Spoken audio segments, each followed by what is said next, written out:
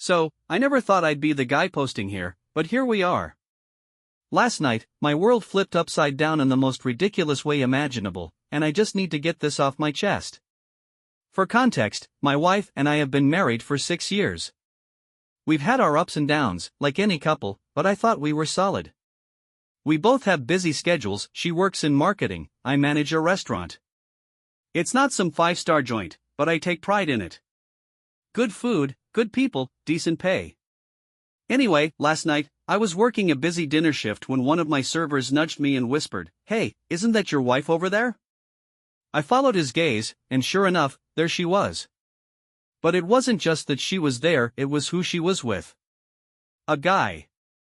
A guy I'd never seen before. And then she kissed him. I swear, for a second, my brain just refused to process what I was seeing. Like, nope, not happening, this is just some weird trick of the light. But then she laughed, this familiar, soft giggle that I used to think was just for me, and leaned in closer to him. My stomach dropped. My hands clenched at my sides. My first instinct?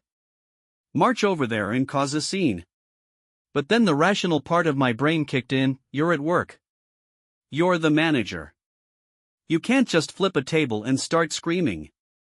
So instead, I turned to my server and, in the calmest voice I could muster, said, "Take their order. Treat them like any other customer." Meanwhile, my mind was running 100 miles an hour. Why here? Why my restaurant? Was she hoping I wouldn't see her? Or was she testing me? I felt sick. But I had a job to do. I forced myself to step back, trying to focus on literally anything else. But I couldn't stop glancing over. Watching them talk. Watching her smile. Watching him lean in just a little too close. Then, my server came back with their order ticket and handed it to me with this look. You know the kind, like they're waiting for an explosion. I took the slip and read it. And that's when my stomach really dropped. She ordered my favorite dish. Not hers. Not something random. Mine. Now, I know that might sound stupid to fixate on, but you don't get it. My wife barely even likes this dish. She always said it was too rich for her taste. But here she was, ordering it right in front of me while on a date with some other guy? Was this some kind of sick joke? A twisted way of rubbing salt in the wound? Or was she just that comfortable here, in my restaurant, that she didn't even think twice about it? I had no clue what to do next. I clenched the ticket in my hand, my nails digging into the paper. My brain was screaming 1,000 things at once. Should I confront her? Should I walk out and leave them to their meal? Should I accidentally drop their plates on the way to the table? Instead, I took a deep breath and did what I always do. I got to work. I headed to the kitchen and started prepping the dish myself. Every slice, every seasoning, every movement felt surreal, like I was watching myself from outside my body. One of the line cooks, Danny, must have noticed something was off because he nudged me and asked, "Hey, you good, boss?" I let out a short laugh, one of those humorless ones. "Yeah, just cooking dinner for my wife and her date." Danny froze. "Wait, what?" I just shook my head. "You heard me." And that's when something inside me snapped. I wasn't just going to make this dish, I was going to make it perfect. The best version of it she'd ever had. If she wanted to bring her little side piece here, she was going to taste my work and remember exactly who I was. So, I plated it beautifully. I wiped the edges, made sure everything was chef's kiss pristine. Then, instead of handing it off to a server, I picked up the plate myself. I was going to serve this one personally. Walking out of the kitchen with that plate felt like stepping onto a battlefield. My heart was hammering, but my hands were steady. If my wife wanted to play games, fine, I'd play too. I approached their table, and for a moment, she didn't even notice me. She was too busy laughing at something her date had just said. But then, as I set the plate down in front of her, our eyes met. And oh, the way her face froze. Her smile disappeared so fast you'd think I just told her the IRS was after her. Her date, oblivious, just nodded at me and said, "Oh, wow, this looks amazing." Thanks, man. I smiled, actually smiled. My pleasure. Then I turned to her, making sure to hold eye contact. I made this one special for you.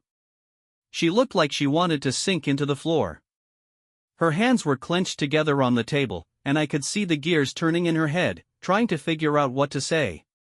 Her date, still clueless, picked up his fork. Man, if this is as good as it looks, we might have to come back here more often.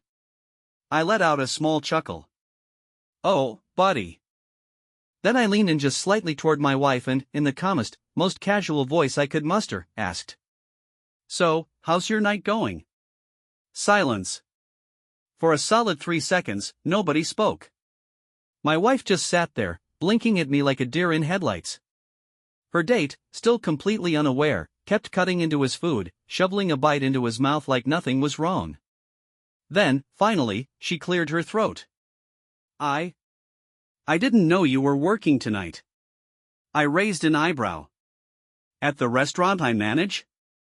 Yeah, wild, right? Her date finally seemed to pick up on the weird energy between us. He looked between me and my wife, his chewing slowing down. Wait, do you two know each other? Oh, this was gold. I tilted my head slightly, pretending to think about it. Yeah, I'd say so. We've met a few times. Right, honey? Her face turned the color of a boiled lobster. She opened her mouth, then shut it again, like she couldn't decide what to say. Meanwhile, the guy's expression shifted from confusion to realization, his fork hovering midair. Wait. Honey? He stared at her, then at me. Then back at her. You're married? She let out this weird half-laugh, half-sigh. I was going to tell you. Oh, you were? I cut in, folding my arms. That's nice. When, exactly? Before or after dessert? Her date practically threw his fork down, leaning away from her like she just told him she had a contagious disease. What the hell, Sarah? Sarah, aka, my wife, looked like she wanted to disappear. Can we talk about this privately, she hissed. I just smiled and gestured around. Oh, I don't know. You seemed fine making this a public thing. Her date, who I now realized was looking more pissed off by the second, stood up so fast his chair scraped against the floor. You know what? I'm out. He reached for his wallet, but I held up a hand. Don't worry about it, I said smoothly. She can cover it. And with that, he turned on his heel and walked right out of my restaurant, leaving my wife sitting there, humiliated, with a full plate of food she suddenly didn't seem hungry for. Sarah just sat there, staring at her untouched plate like it might give her an escape route. The restaurant was still buzzing with customers, but at our table, the air was thick with tension. I crossed my arms, watching her. So, fun date? She exhaled sharply, finally looking up at me. Can we not do this here? I let out a short laugh. Oh, now you care about where we do things? She flinched. I wasn't. I held up a hand. Spare me. You walked into my restaurant, with him, thinking what? That I wouldn't see? That I wouldn't care? Her eyes darted around, probably hoping the ground would just swallow her whole. It's not what you think. That line. That damn line. I felt my jaw clench. Oh? So, you accidentally went on a date? Just tripped and fell into another guy's arms? She let out a frustrated sigh, rubbing her temples like I was the one giving her a headache. I was going to tell you. I swear. Things haven't been good between us, and I scoffed. Oh, so that makes this okay? You don't talk to me, don't try to fix things, just decide to test out a replacement instead? Her face twisted with guilt, but before she could answer, I shook my head. You know what? Doesn't matter. You made your choice. I hope it was worth it. I turned to walk away, but she reached out, grabbing my wrist. Wait. Please. We need to talk. I pulled back, shaking my head.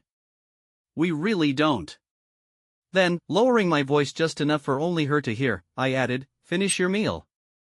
It's the last thing you'll ever get from me." And with that, I walked away, leaving her sitting there in the wreckage of her own making. I stormed back into the kitchen, my blood still boiling. My staff was giving me side eyes, pretending they weren't eavesdropping, but I could feel their curiosity burning through the air. Danny, my line cook, muttered, "Dude, that was brutal." I just shook my head and grabbed a dish towel, needing anything to do with my hands. Yeah, well. She earned it. I tried to focus on work, but my mind wouldn't shut up. The adrenaline from the confrontation was fading, leaving behind this hollow, gnawing ache. 6 years of marriage, just shattered. A few minutes passed, and then one of my servers hesitantly stepped into the kitchen. Boss?" I sighed. "What now?" "She's still out there. Not eating. Just sitting." Of course, she was. I peeked through the kitchen doors, and sure enough, there she was, still at the table, just staring at the plate like it held all the answers to life's problems. She wasn't crying. Sarah never did that in public, but I could see the way her shoulders were drawn up tight, her hands wringing in her lap. Part of me wanted to go back out there and finish it, to tell her exactly how much she had destroyed in a single night. Another part of me wanted to walk right out the back door and never see her again. Instead, I took a deep breath and did what I never expected to do. I grabbed a to-go box. Without a word, I walked back out to her table, picked up her untouched plate, and neatly packed it into the box. She watched me, her mouth slightly open, like she wanted to say something but didn't know where to start. I set the box in front of her. Might as well take it. No point wasting good food. She swallowed hard. I held up a hand. Save it. And then, without another word, I walked away again. This time, I didn't look back. I finally made it back to my office, slamming the door shut behind me. My hands were shaking, not from anger anymore, but from the sheer weight of everything. I slumped into my chair, staring blankly at my desk. 6 years. Gone, just like that. I ran a hand over my face, exhaling slowly. I needed a minute. Just one damn minute to breathe. Knock knock. Of course. No peace for me tonight. Occupied, I called out, not even looking up. The door still opened. I shot a glare up, ready to tell off whoever ignored me, only to see Danny standing there, looking more serious than I'd ever seen him. "You need to come out here," he said, his voice tight. I groaned. "Dude, unless the kitchen is on fire, I don't care." Danny stepped inside, closing the door behind him. "It's not the kitchen." He hesitated, then said something that made my stomach drop. "It's your wife. She's crying." I blinked. "Sarah?" He nodded. "In the parking lot. She left after you packed her food, but she didn't get in her car. She's just standing there, sobbing." I didn't know how to process that. Sarah wasn't the type to break down, especially not in public. Hell, in 6 years of marriage, I'd only seen her cry twice, once when her mom got sick, and once when we lost our dog. And now, she was standing in the dark, crying in a parking lot? I didn't want to care. I really didn't. But against my better judgment, I got up. I stepped outside, the night air cool against my burning skin. Sure enough, there she was, standing by her car, arms wrapped around herself, her shoulders shaking. She didn't notice me at first. Her head was bowed, her breath coming out in ragged little gasps. For a second, I just stood there, watching. This was the woman who had just sat in my restaurant with another man. The woman who lied, who betrayed me. And yet, seeing her like this, small, broken, unraveling, I felt something twist in my chest. I should have walked away. I wanted to. But instead, I sighed and took a few steps closer. Sarah. Her head snapped up, her tear-streaked face illuminated by the dim parking lot lights. Her eyes widened when she saw me, and she quickly wiped at her face, like that would somehow erase what I'd already seen. Her voice cracked, and she swallowed hard, trying to pull herself together. I didn't. I crossed my arms. Didn't what? She looked away, exhaling shakily. Didn't think it would feel like this. I narrowed my eyes. Feel like what, Sarah? Getting caught? Watching him walk out on you? Realizing you just destroyed our marriage? She flinched at my words, her lips pressing together. I was unhappy, she whispered. I let out a humorless laugh. And instead of talking to me about it, you decided to cheat? She shook her head rapidly. It wasn't like that. It wasn't. I stepped closer, my voice sharp. It was exactly like that. I saw you. I served you. You don't get to rewrite this.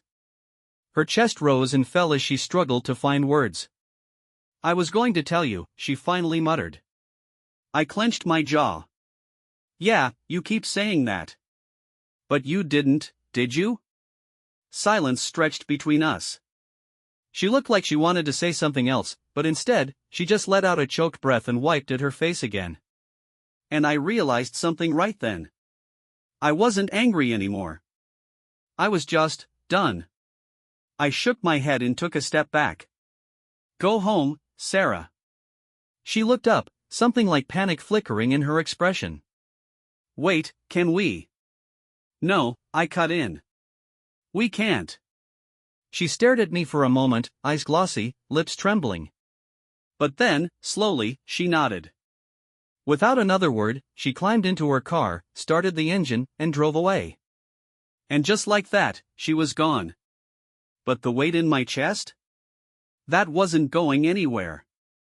I stood there for a long time after she drove off, just staring at the empty parking spot where her car had been. The restaurant behind me was still open, still busy, but it all felt so far away. Everything felt far away. My whole life, up until that point, had been one thing: work, stability, routine. But now? Now everything felt like it was crashing down, like the foundation I'd built my entire future on was suddenly poofed gone. I don't know how long I stood there, but I eventually pulled myself together enough to go back inside. I told Danny to take over for the rest of the night. My mind wasn't in it anymore. I spent the rest of my shift just going through the motions. I didn't say much to anyone. I didn't even feel like I was there. When closing time came, I locked up and went straight to my office. I sat at my desk, not touching anything, just existing. The thing is, I never thought this would happen. I never thought it would get to this point. My mind kept replaying the night over and over, like I was looking for a clue I'd missed. A hint that maybe I'd done something wrong, that maybe I had some fault in all of this. But there was nothing. I couldn't change what had happened. And she couldn't undo the damage. And as I sat there in that dim office, I realized something else, too. I didn't want her back. I wanted peace. I woke up the next morning with the kind of weight in my chest that made it hard to even get out of bed. But I did it anyway, because that's what you do. You keep going. Even when your whole life feels like it's been thrown into a blender. The first thing I did was check my phone. There were a dozen missed texts from Sarah. I didn't even read them. I just deleted the entire thread. I didn't need any more of her words. I didn't need the excuses, the apologies, the "I swear I'll change" messages that would inevitably come. I took a deep breath, got dressed, and headed straight to the restaurant. I couldn't let it fall apart just because my personal life had. When I walked in, the staff greeted me like it was a normal day, like nothing had happened. And for a split second, I almost wished that was true. But I didn't let myself go down that road. I wasn't going to pretend. I called a quick meeting with everyone. I told them, in the most neutral tone I could muster, that there were some personal things I had to work through. That I might be a little more distant than usual, but I needed them to hold things down while I figured it out. And you know what? They all understood. I didn't expect them to, but they did. There were no awkward questions, no uncomfortable glances. It was just business as usual. It felt good. The next few days were a blur. I kept going through the motions, showing up early, staying late, making sure everything in the restaurant ran smoothly. But behind the scenes, I was feeling something shift inside me. It wasn't instant relief. It wasn't like the pain of what happened just disappeared. But every day, I found small moments of peace. Moments where I wasn't obsessing over Sarah, moments where I wasn't imagining what could have been different.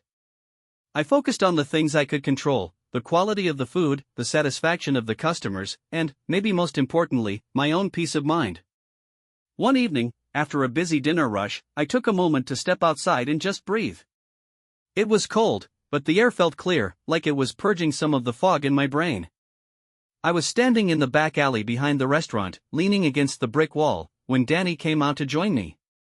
"You good?" he asked, his tone softer than usual. I nodded. "Yeah. Better. I'm figuring things out." Danny just stood there for a second, looking at me. Then he said, "I don't know what happened, but it's clear as day that you're not the same guy you were a week ago." I snorted, half laughing. Yeah, no kidding. But he was right. I wasn't.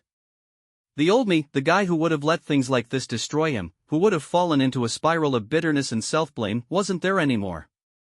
I wasn't going to let this break me. For the first time in a long time, I felt like I was standing on my own 2 feet.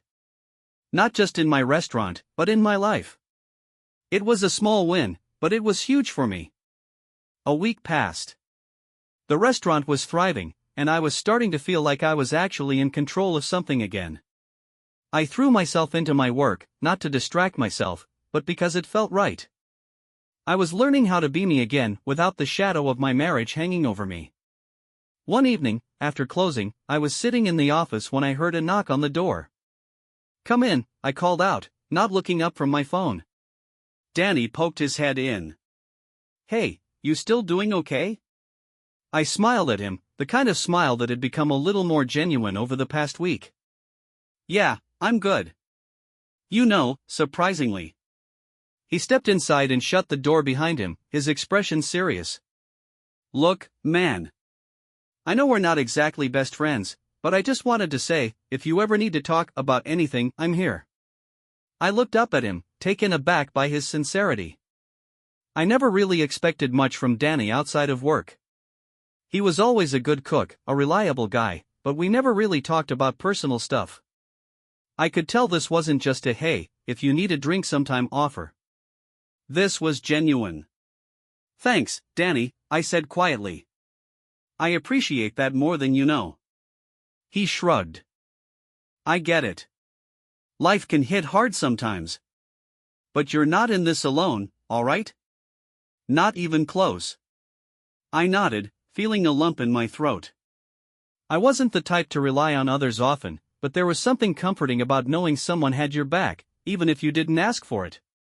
That night, after everyone left, I locked up and stepped out into the cool night air. I took a deep breath and realized that, despite everything, I wasn't alone. Not completely. The next few weeks felt like a blur, but in the best way possible. I didn't rush things, didn't try to force any big emotional breakthroughs. Instead, I focused on the little moments, the moments that made me feel like I was starting to heal. The restaurant continued to do well. My staff was solid.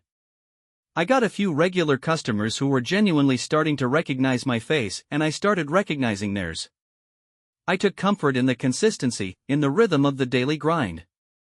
One morning, after a busy shift, I decided to go out for coffee. Nothing major. Just a quiet walk to a local cafe. I hadn't been out much in the past month, other than work, and I figured a little time outside of my routine might do me good. I didn't expect to see her. Sarah. She was standing by the door of the cafe, her head down, her body tense. I froze for a second, feeling the weight of her presence before she even saw me. I hadn't seen her since the night of the confrontation. But I wasn't angry anymore. And I wasn't sad. I was just neutral. She looked up, and for the first time in a while, I saw a flicker of something human in her eyes. She looked surprised to see me, but then her expression softened. "Hey," she said, her voice almost apologetic. "Can we talk for a minute?" I hesitated. I really did.